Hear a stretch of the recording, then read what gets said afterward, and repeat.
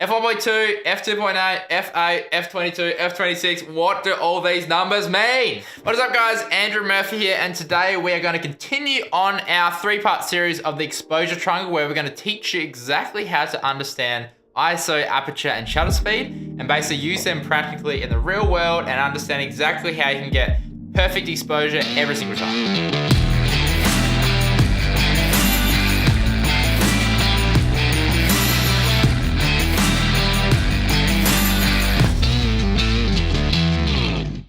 Today we are going to be talking about aperture, and basically what aperture is it's how much light can enter your lens at one point. So as always, I like to understand exactly how something works, and then it helps me to learn it a little hell of a lot faster. So inside your lens there is a whole bunch of blades which basically can come in and out depending on what you set your aperture at. And basically what it would do is as they come in, they'll basically make a circle, and they'll basically close in or open up dependent on what the aperture number that you input. And basically as it closes down, obviously it's going to allow less light to come in and hit your sensor. So basically how the numbering system works is it is the exact opposite to what you think it would be. So the bigger the number, the smaller the hole, and the smaller the number, the bigger the hole. So whoever came up with that, I have no idea what you're thinking, but let's just go with it. And basically, as you can expect, if more light is going to pass through your sensor, it's going to make your image brighter. So basically, all you have to understand is that if you have a lower number, you're going to have more light coming in, and if you have a bigger number, there's going to be less light. So just like ISO, there is actually a downside to getting a lower aperture. So just like ISO, where when you start bumping up the ISO, you start introducing these other elements like noise, grain, hotspots, all that kind of stuff.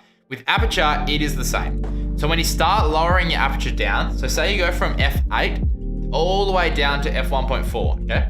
You might be introducing a lot more light into your lens, which is good, but what you're also doing is you're actually diminishing or making smaller the plane that is in focus. And having a low aperture, having that blurry background is also referred in the photography world as depth of field. And basically I use aperture numbers to determine how much is gonna be in focus, rather than trying to flip it on its head and do a low aperture is bright and a high aperture is dim. Because for me, that's the easier way to understand it. And of course, Aperture uses f-stops to communicate this information through to the user. So enough jargon, enough numbers, let's actually do some practical examples of where you would use Aperture and where a low f-stop, say 1.8, is more suitable to say a high f-stop like f11. So the best example I know to show when or why you'd want to use a high aperture is basically when you're shooting, say, an establishing shot or shooting a landscape. So as we said before, the lower your f-stop number, the smaller the area that is going to be in focus. And say when you're shooting an establishing shot or a landscape, you essentially want everything to be in focus. So we're going to have our subject in the foreground, and we're going to have our landscape, or in this case, our beach in the background. So if we were to shoot this on a low f-stop, say a 1.8, because that's as low as my lens will go, you can see that either our subject or our background is the only one that is perfectly in focus. And that is because the aperture is low, which means that the focal area is quite small. But if we go back and shoot this shot again at a high aperture, let's say f11, you'll see that our subject in the foreground is in focus, and our background or our landscape, our beach,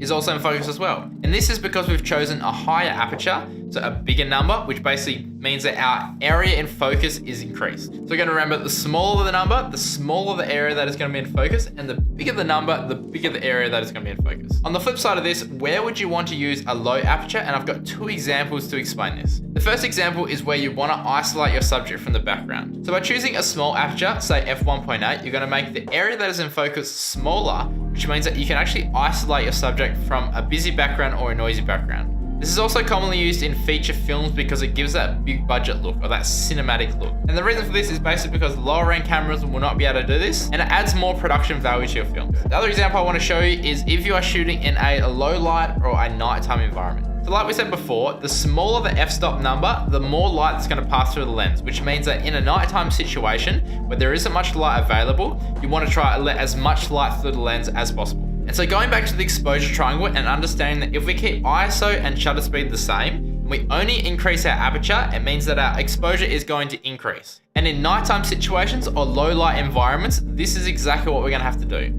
And unfortunately, you might have to sacrifice that large depth of field if you don't want to increase your ISO too much and get that grain, noise, or hot pixels. And as a bonus, guys, I got a little hack that's going to help you get more depth of field on those cheaper lenses that might not have a low aperture. And basically what that is that if you shoot on a higher focal length with the same aperture, you're actually going to create more blur in your background. And the same goes if you decrease your focal length as well. So if you shoot real wide, you're going to have less opportunity to blur out the background, even if you bring that aperture right down. So guys, I hope you've enjoyed this video and you've got a deeper understanding of what aperture is, what f-stops are, and basically how you can apply it in real world situations. And remember as well, if you haven't seen the ISO or shutter speed videos just yet, I'll put links below so you can check them out. Remembering that the exposure triangle consists of ISO, aperture, and shutter speed, and they all work together to basically create a perfectly exposed image. So guys, if you enjoyed this video, please give it a thumbs up and consider subscribing for more tutorials and more videos like this. And I'd love to know your feedback in the comment section below, or if there's another tutorial that you'd like to see in the future. And as always guys, happy shooting, and I'll see you very soon.